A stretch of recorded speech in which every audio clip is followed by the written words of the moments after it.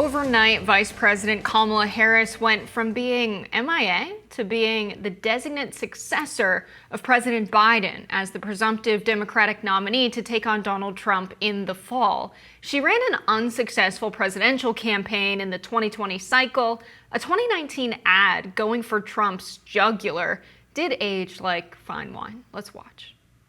Sick of this? Well, think about this. He's a world leader in temper tantrums. She never loses her cool. She prosecuted sex predators. He is one. Grab him by the... She shut down for-profit colleges that swindled Americans. He was a for-profit college. At Trump University, we teach success. Literally. He's owned by the big banks. She's the attorney general who beat the biggest banks in America and forced them to pay homeowners $18 billion. He's tearing us apart. She'll bring us together. This is Trump. And in every possible way, this is the anti-Trump. So if that's what you're looking for in your next president, there's really only one. Kamala. Harris is wasting no time getting to work. According to reports, she spent upwards of 10 hours on Sunday making phone calls and shopping for endorsements. She moved quickly on social media as well. Harris headquarters, the revamped X account, blended the former Biden page into the new one. Page is already peppered with clips of supporters hitting Trump and J.D. Vance. Take a look.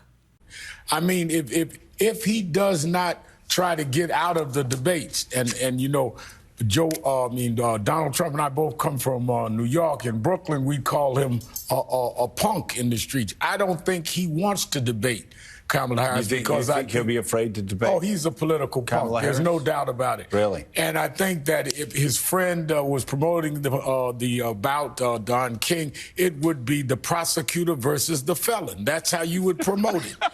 And I want the American people to know what a Kentuckian is and what they look like, because let me just tell you that J.D. Vance ain't from here. Now, the nerve that he has to call the people of Kentucky, of Eastern Kentucky, lazy. Listen, these are the hardworking coal miners that powered the Industrial Revolution, that created the strongest middle class the world has ever seen, powered us through 2 world wars. We should be thanking them, not calling them lazy. So here we go. Kamala Harris, the felon versus the prosecutor. Is that the right framing to get Democrats really excited about their new nominee, or to get the left really excited about the nominee? Progressives be like, I'm a cop, I lock people up.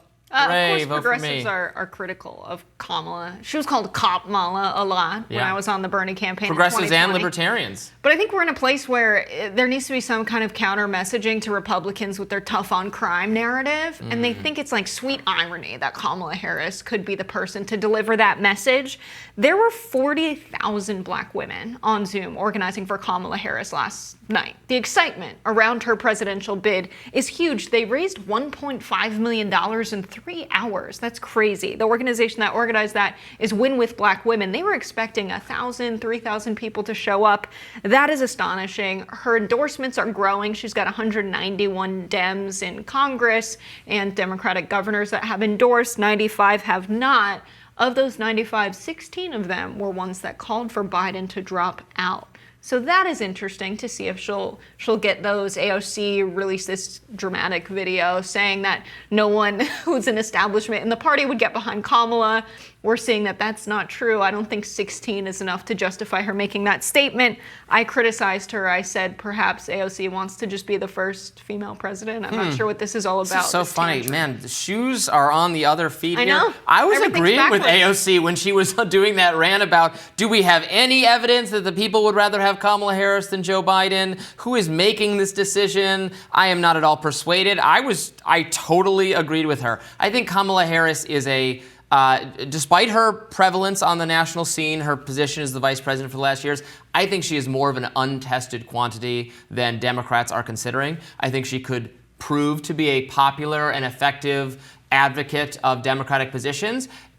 or she could also prove to be totally insincere and unconvincing and unpopular, as she did during her own presidential bid. This is someone, I mean, who is Kamala Harris? What does she stand for? She is someone who was a prosecutor in California, and you're right, I think had a kind of, at least tough on crime valence to her existence. Actually, she was criticized by a lot of progressives and libertarians at the time for truancy prosecutions, going after parents of kids who didn't show up for school.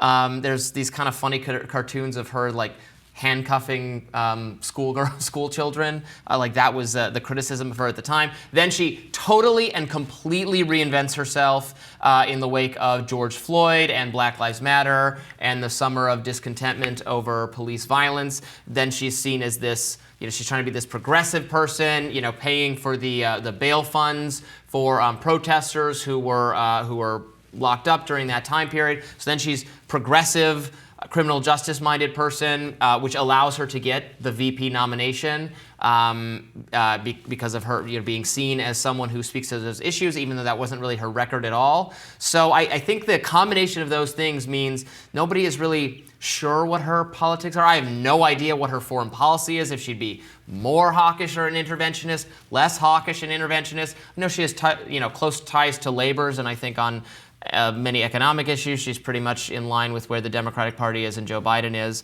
Of course, she was put in the charge of the border. She was supposed to be the border czar, so she wants to frame it as felon versus prosecutor. Republicans are going to want to frame it as, border czar versus guy who wants to build the wall. That's going to be the framing Republicans adopt. Thankfully, Kamala Harris has an easy job addressing those talking points, because you have Republicans who are talking about the border. They hired more border agents under Joe Biden than they did under Trump. They deported more Haitian Americans than any other administration ever, than the past 10 years of administration. So she has a lot of talking points about how they've been actually very tough on the border under the Biden administration.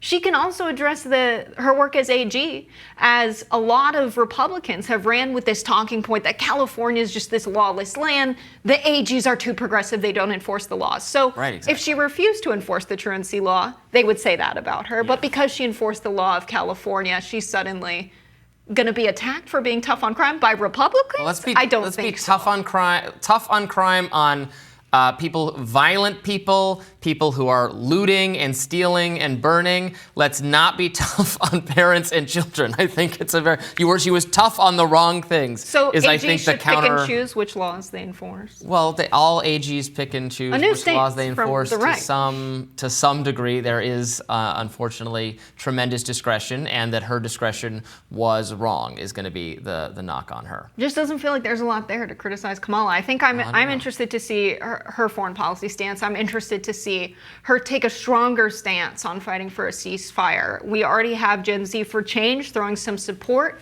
saying that they will use their infrastructure. I make videos with Gen Z for Change. They're a force on TikTok. And them supporting Kamala Harris is a pretty big deal. We also have Wait till they find out she's even more pro-Israel than Joe Biden is.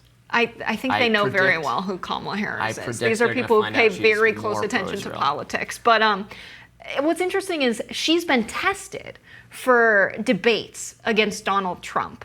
And when she was in sort of the practicing behind the scenes, Democrats wanted to know what she would do when Donald Trump's doing stuff on stage, like how he walked around Hillary Clinton during that town hall. And Kamala said, well, I just look at him and say, why are you being weird?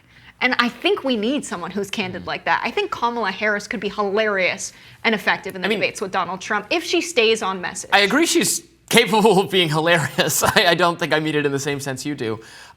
Let's not forget that for most of the Biden presidency, she was less popular than Joe Biden. She polled lower than he did, in part because her one job appearing on television and doing interviews and being a spokesperson for the administration did not go over well time and time again. She's the thing people make fun of her for on Saturday Night Live and everywhere else is that she does trip over her words a little bit, or she not exactly trip. That's the wrong way of saying it. She ends up saying a lot of nothing in a very Selena Meyer type way from the television show Veep. Now, that was the knock on her. Now, it just so happens that because of whatever Joe Biden is going through mentally and physically, he is now by far an even less effective advocate and spokesperson for the Democratic Party, and so his polling is beneath hers. And she might, by contrast to Joe Biden, she might be good at speaking and convincing and persuasion. But by just compared to like the average, she has never necessarily been viewed as excelling at this before. Her clips that have gone viral of her platitudes and her laughing. Laughter is the best medicine in our country everything needs that to comes heal. before you. I think Kamala HQ should take that. Laughter is the best medicine in our nation needs to heal. They should just The healing give power it of right laughter. back to him. But I think if you watch her speeches, she was kind of MIA before last week. Last night wasn't the debut of Kamala Harris. She was campaigning effectively in North Carolina. I tuned into her speech, not expecting much. And she spoke about healthcare access in the country. She spoke about the affordability of housing. She spoke about student loan debt, and she countered the messaging around Project 2025. After Vance's speech, she was giving counter messaging to his points about being a working class kid and how he actually isn't fighting for the working class and how we're really at risk as a nation if we get two people like J.D. Vance, like Donald Trump, who endorsed Project 2025 in the White House. She's an effective speaker, and we're going to see a heck of a lot more of what we saw in North Carolina. Donald Trump has run as far away from Project 2025 as anyone possibly and conceivably could. He has repeatedly denounced it. He says he has nothing to do with it. I think, and also Project 2025 is a gazillion different policies, some of which I'm sure he does actually support, some of which he probably doesn't. But you sound really, you're coconut pilled, Jess. You're coconut pilled. That's what they're calling it. Yeah, I think we're going to I need learned to this term see yesterday. a big change on her handling of whatever she says about Gaza. What she said so far is what she said as a member of the Biden campaign. And so she's a reflection of the president right now. Now she's going to be a reflection of her own views. And if she is different on Gaza, she could get my vote. But like a lot of leftists, it's going to depend on what she says. We shall see. More Rising right after this.